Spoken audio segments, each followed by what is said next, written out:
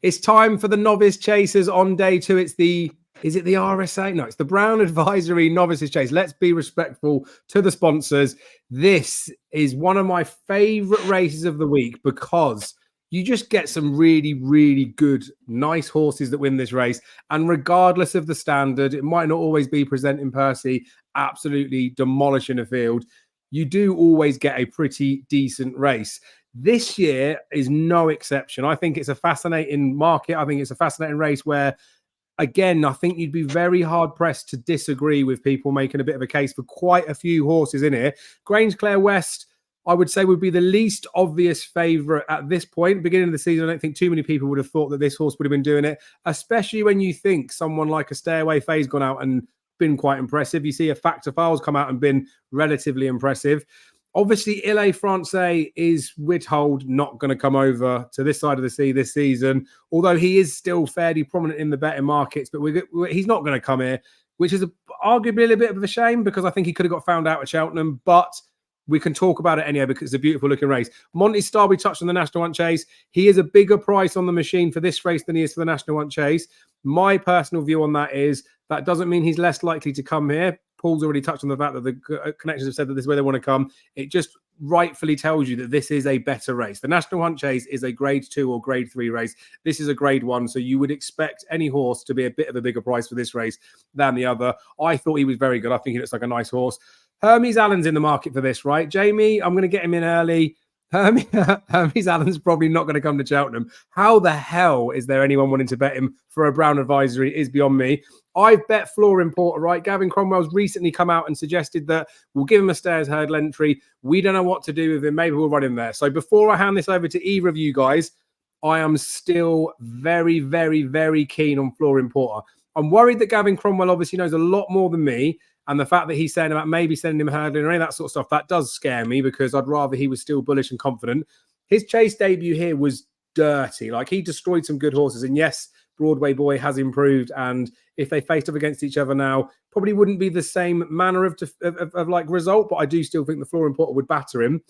What's really important to remember, right, which I wish I'd said to myself before Christmas, is that the Mattison's hurdle, or the Christmas hurdle, sorry, the way they race, they're against the rail as they come in, right? Flooring Porter's a horse that the first time he won at Cheltenham, Gavin Cromwell said they were worried about the openings, not having a rail on the inside of him. He's a bit of a rogue of a horse. The Neville's Hotel Chase, we see them, Galloping the Champ, the lots of them, they all come to this near side of the rail, whereas Flooring Porter can't do that. He's got to go to the left. So unfortunately, he was on the side of the course where you just cannot possibly win. I bet him at Christmas. I was stupid to do that. But again, the run behind Favre de Champdou, when he went the wrong way around, was decent form. The race at Christmas, he traded relatively short in running as well there, was a decent race. When he gets to Cheltenham in March, he's going to have a rail on the inside the whole way round. He is going to be a different beast. So providing Gavin Cromwell does run him here, Flooring Porter is still a monster price. He would be my idea of an absolute mega each way or possible place bet. You might as well just wait now to see what's happening. Don't even care what price he is, no want of money back. I think he's got a proper chance. But yes, there are improving, more likeable horses underneath him in the market. And he has got lots of things against him, like being a Stairs Hurdle winner coming and try and do this, and his age, yada, yada, yada. So, Paul, this is the market where, again, I think you can have an opinion on a few of them. Where was your early colours pinned to? And then where do you think at this point, obviously recording this on the 5th of January, at this point in time with a few races left to go, where do you think the value lies? Well, the early anti-post bets I had were on Stay Away Faye, Corbett's Cross and Iroko. Iroko's obviously out for the season, Dumado.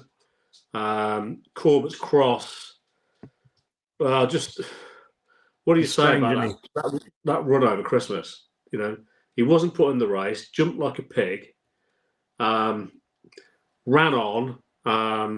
If it had been prominent, probably would have won. Yeah, but just stinks of Emmett messing around. Really, yep, agreed. I just don't know what he's up to. You know, he's got a habit of doing this when he thinks, you know, it's not going to be a Gold Cup winner, but it can go and win some really nice races off a, you know, go win a Grand National, for example, or whatever thoughts in the mind. So, you know, that run at Christmas really put me off him, actually. Do you think he's a bit of a rogue as well? Because obviously ran out at Cheltenham. Do you reckon he might just be a bit of a, with want of a better word, a bit of a twat of a horse? Yeah, look, there's probably some kinks in there, but there's definitely talent, isn't there?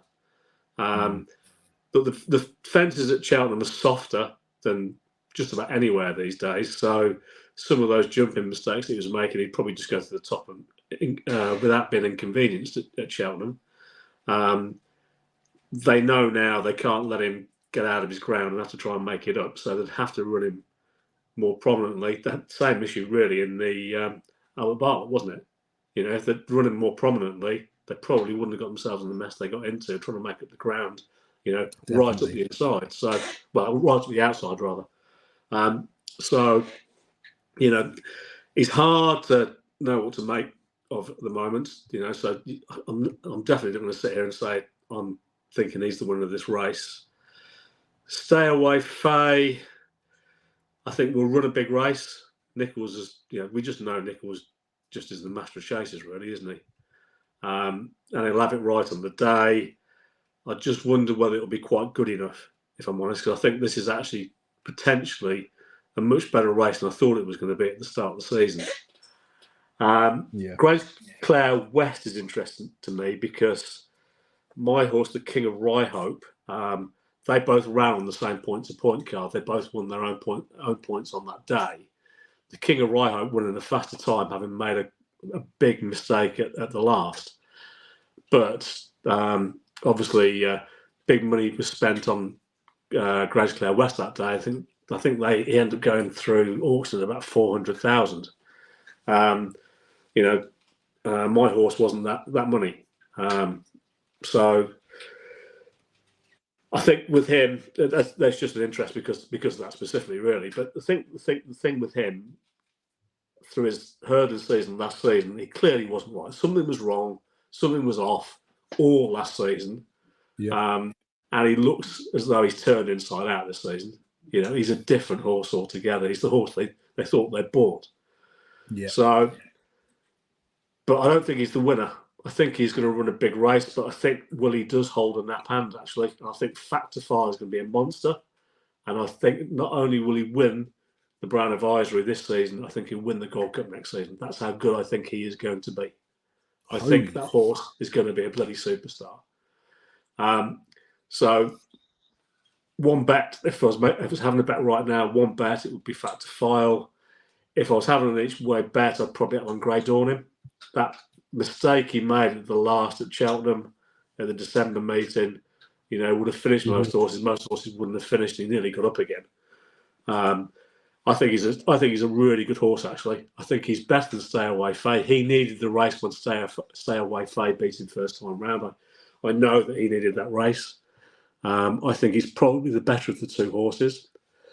They ran him that day to find out if he'd act around Cheltenham. So Harry had the thought that maybe he wouldn't be a Cheltenham type, but he might be more an Aintree type. So they had the discussion and thought, well, there's one way of finding out. Let's go and run there. And if you take out that jumping error, you've got to go and run in the Brown Advisory, haven't you? I think he's a decent horse, and I think he can go close. So nice. They'd be the three on my mind, but I think Factor Far for me, I think he's going to be a monster. Jesus, that's some way to word it up, and I need to crop this and put this at the start of every single video for retention to get people to see how confident you are on that one. That's nice to see, to be fair. Jamie, I know you quite like Factor File as well. Before I come to you though, Paul, you've made strong cases for lots of other horses. It does look like it's a very deep race.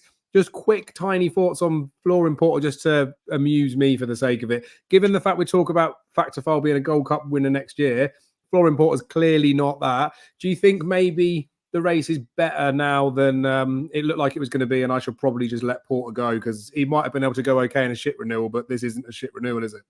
I think the race is better than I thought it was going to be. But I don't think you should let him go. I think Gavin Cromwell would be absolutely mad to revert back to hurdling, if I'm honest. Yeah. I think for all the reasons you said, I think you've called it 100% right. Totally agree with you. That was exactly the view I took. And he said it himself. And the fact that he said it himself and then he's run there and he's had that outcome and then says, I'm going to go hurdling, I kind of lost a bit of respect for him, actually. Yeah.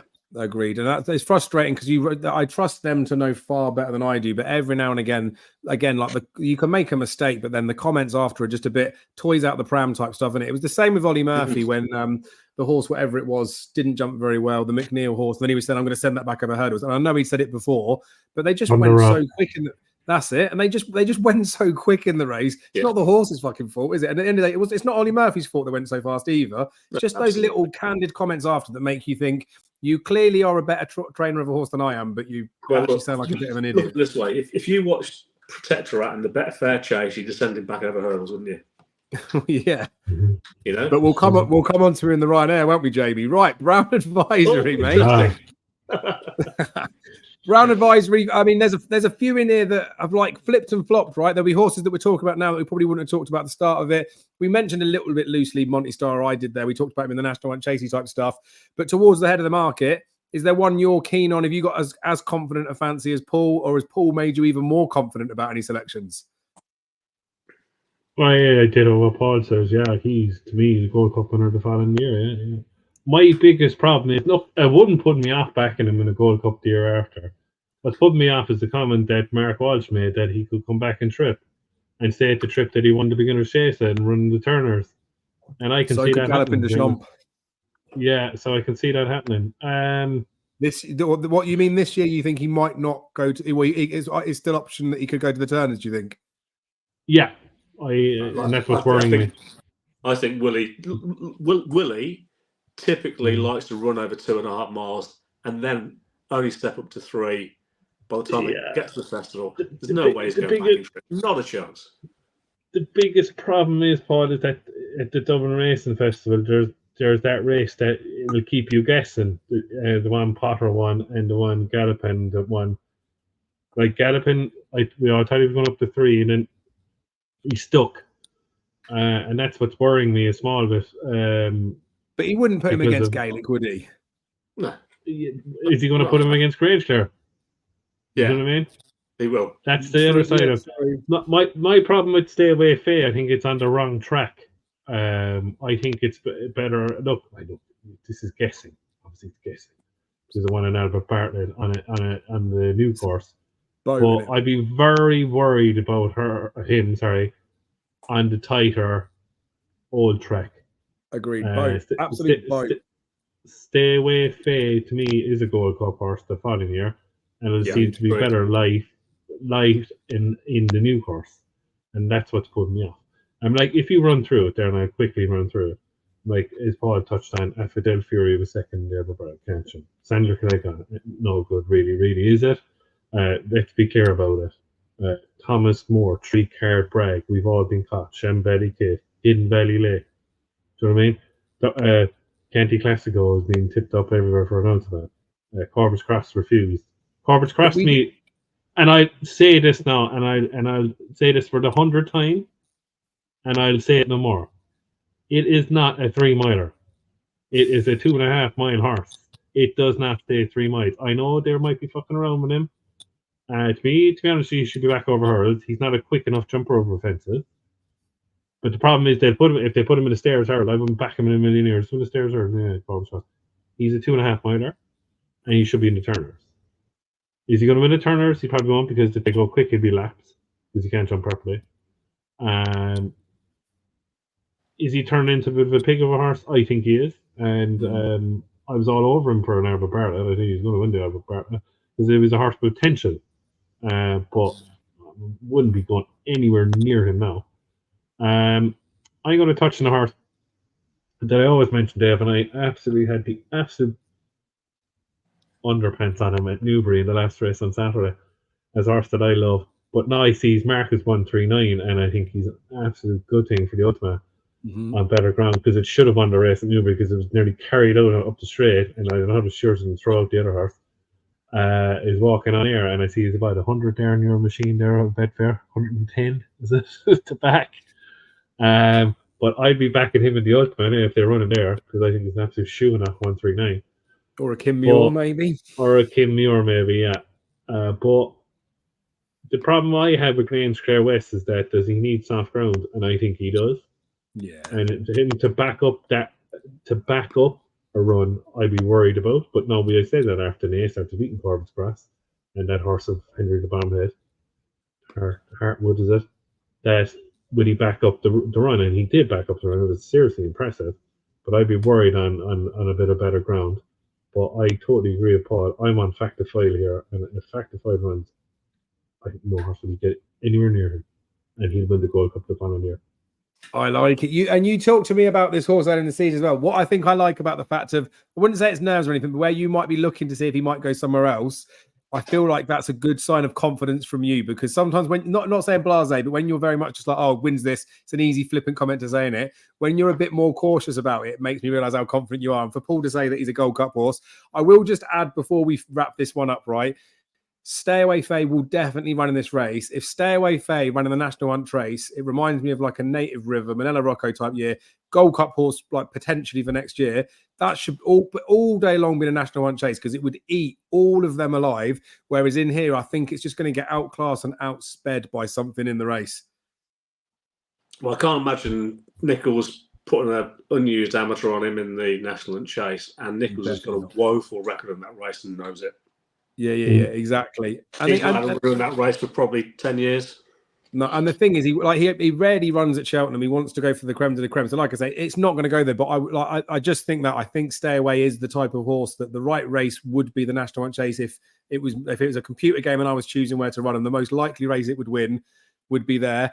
You've got to be respectful of the horse because it has beaten some stuff. But like you say, the Grey Dawn in running that sort of stuff, like he touched 120 in running or something like that. Like he looked beat. And for all it's impressive that he came back and did that, he shouldn't have been trading 130 in a beginner's chase against horses like that if he's supposed to be a 5-1 pope for a Brown Advisory. As I say, I touched on other horses like your Might Bites that win it, Presenting Percy's. It might not look like it's that vintage of renewal, but it's definitely got some depth to it. So of the ones towards the head of the market, Factor File seems to be the one the boys are keen on. I'm still sticking with Flooring Porter. 20s is William Hill, non running money back. I was thinking I was going to wait till nearer the time to have a juicy bet on him, but I might have to have a little bit more on. Anyway, I'm already too deep in him. We'll leave it there and move on, gentlemen, I think, to the next race, which will be the Champion Chase.